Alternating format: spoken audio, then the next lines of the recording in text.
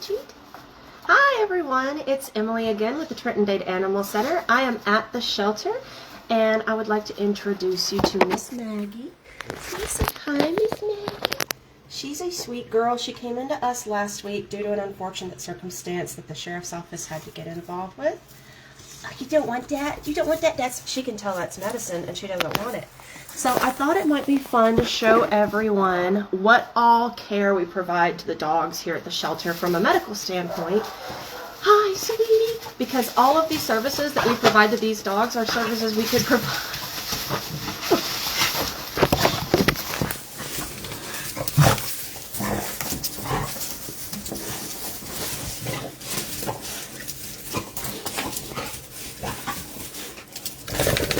She's got the zoomies.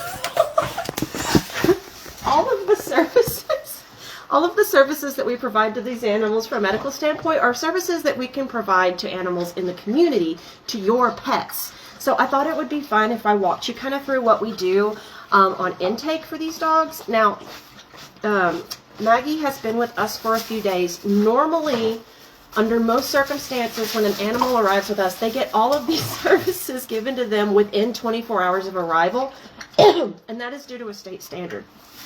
Now, excuse me, I have hay in my throat. Now, we waited a few days with Maggie just because we weren't sure exactly how long she was going to be staying with us. But now that it looks like she's going to be with us for a couple more days than we originally anticipated, I do have to go ahead and give her all of these services. So the very first thing we're going to do, and I have done this with her already, this is a microchip reader. So I'm sure everyone has seen and heard a lot about microchips in pets, and I'm here to answer some of those questions, really common questions, and dispel some of those common myths. Now, the first thing about a microchip that you need to know is it is not a GPS tracker. It is not a GPS tracker. The microchip lives under the skin, yes, and it stays in the dog permanently, but it can come out by accident over time. And what it does is it reads kind of like a barcode. So I'm going to, come here, sweet girl. So this microchip reader essentially will scan her back just like it would groceries in the grocery store, and it'll read the code in her microchip just like if we were scanning groceries at the grocery store. So I'm going to turn on my reader and I'm going to scan Miss Maggie for a microchip. I know, oh, it's okay, look. It's okay, it just make a beep sound. It just make a beep sound. It's okay. Dogs are always freaked out by this because it's like you're not patting me with hands. And so she doesn't have a chip. So if you see right there it says no tag found, try again. It's because she doesn't have a microchip. Now, if Maggie did have a microchip, where it says no tag found, a 15-digit number would pop up. And that number would vary based on the brand that makes the microchip, but essentially that 15-digit number is unique to her. She'd be the only dog in the world that has that number. So I can actually go into a national database, type that number in, and then learn everything there is to know about Maggie if she had a microchip. This is why microchipping is so important, especially in the shelter community, because if your dog goes missing, if anything happens, if the worst were to happen, catastrophe were to strike your family, and your dog needed identification, if they didn't have a collar, she would have that microchip, so we would be able to locate her. So that's always the first thing we do with these dogs. The next thing I always do is vaccines, and I'm going to show you what we've got here. I'm not going to show you giving the vaccines. I don't think that the algorithm would like that very much. But these are the two main vaccines we give. This one is Bordetella. It goes in the nose. It's a little, it lines the mucous membranes, and it protects the dogs from kennel cough. If you have ever boarded a dog at a boarding facility, you know kennel cough is required. It's a big deal. We don't want it spread between dogs when they're in an environment like this. So this is one of the biggest things that we give. This vaccine is good for 6 months, so we only have to give it to our dogs one time, and it just goes right in the nose. Come here, sweetie. Can I give you some medicines? Oh, that was gross and yucky, wasn't it? And I'll show you. She didn't like it very much. They don't usually. Is it okay? Is it okay? Do you want some cheese? But usually, want some cheese? Want some cheese? She's like, no, I don't want your cheese. She doesn't trust my cheese now. Look here. Look here, Maggie. Whoop. Maggie, you want cheese? Oh, that was stuff, isn't it? Yeah. That was stuff. Oh, it's good stuff. I like cheese. I like cheese. You like the cheese? Nums. Okay, the next thing that we give these dogs is an injectable vaccine, and this is a combo vaccine. This is typically what you would see at like Tractor Supply, like a 5-in-1, a 7-in-1.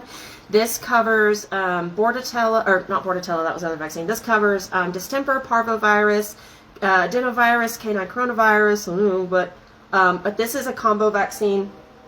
This does require a booster in 2 weeks, but it's really, really important because most of those diseases that this vaccine prevents are deadly, and they spread like wildfire through an animal shelter. So we're going to give you this one. What do you think about it? What do you think about it? Can I kiss you your shot? Can I kiss you your shot? Come here. She's going to hide behind me. It's okay. She took it like a champ. I took it like a champ. Is it a good girl? Is it such a good girl? This is the bestest girl. She's the goodest little girl. I love this dog. She is great. Aren't you a nice lady? Are you a nice lady? You took that vaccine so good. Now, the only vaccine that I'm not going to give is the rabies vaccine. A veterinarian in the state of Georgia, it's required by law that a veterinarian licensed must give a rabies vaccine. So I can't give those, which is fine because I have to do all the other pokey things, so it's okay.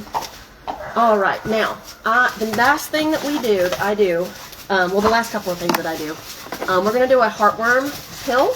This pill treats fleas, ticks, heartworms, hookworms, and roundworms. So it's a super duper pill. This is NexGard Plus. This is generously donated to us by a state organization.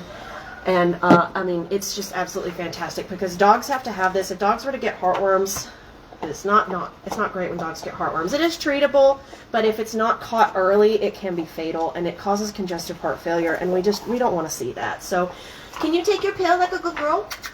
Look, I covered it with cheese. Is this a cheesy pill? Is this yummy? Let's see if she eats it. Did you eat your pill? What a good girl you are. What a good girl you are. All right, so while we're on the subject of heartworms, we also test for heartworms. The way that you test dogs for heartworms is by drawing blood. So I'm going to put lots of cheese on the floor to distract her. And I'm going to hold your paw. I know. It's a good girl.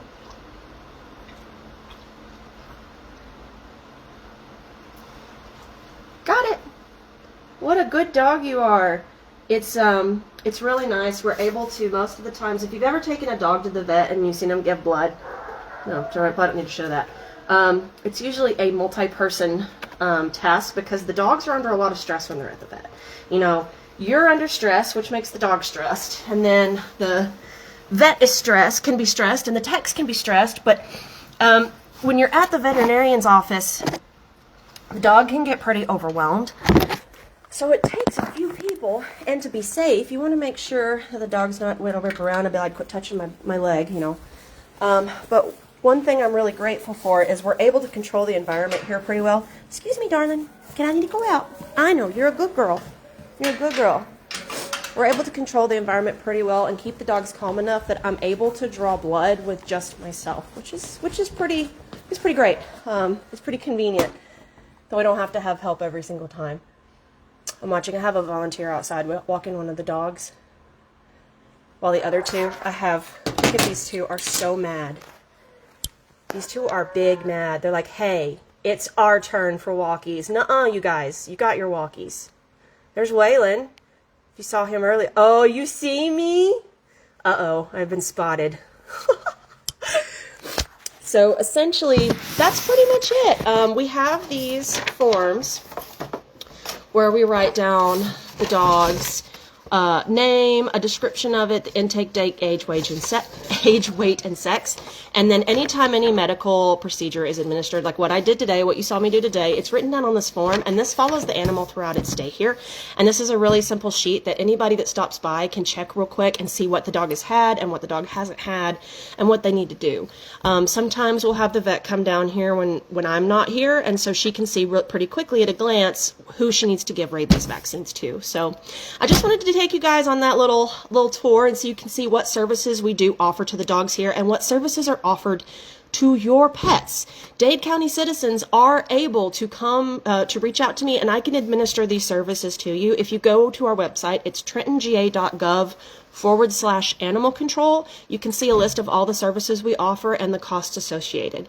We do from time to time have sponsored vaccine clinics, so we can do these vaccines and microchips free of charge or at a very discounted rate. Hopefully we'll be able to do those really regularly soon. I'm working on that, I promise. But I just wanted to give everybody an idea of what's been going on down here lately and what it looks like, what a typical day at the shelter looks like. I will be doing another live again this evening. Tonight is TNR night, so we're going to be trapping some cats. So keep an eye out this evening. I'll go live again, and I'll walk you through the process of setting a live humane trap for a cat, and you might even get to meet a couple of the cats that we have planned to go for TNR tomorrow. So please interact with this post, interact with some of the other things we put out today. This Giving Tuesday, I want the community to give in whatever way they can. And if all you can give is a like or a share or a comment, it's so huge. Getting the visibility for what we're doing here and what we want to be doing here is really, really big. So any interaction you can give us, and if you can give more, please do give more. Any donation that we receive goes directly into these animals' care. It goes into treats, it goes into materials, stuff like this cheese, we need these things to be able to provide safe environments. When I was drawing her blood, I put a line of cheese on the ground, and she did not care at all that I was poking her with a needle. But I'm going to run her heartworm test, and I've got another dog that I need to do some intake on. But I just want to thank you all again for viewing and for sharing and for interacting with our videos and our pictures. And if you would like to get involved in any capacity, please don't hesitate to reach out to me. I love talking to the people in the community, and that's honestly what we do it for, is for the community. So thank you all so much again. Bye.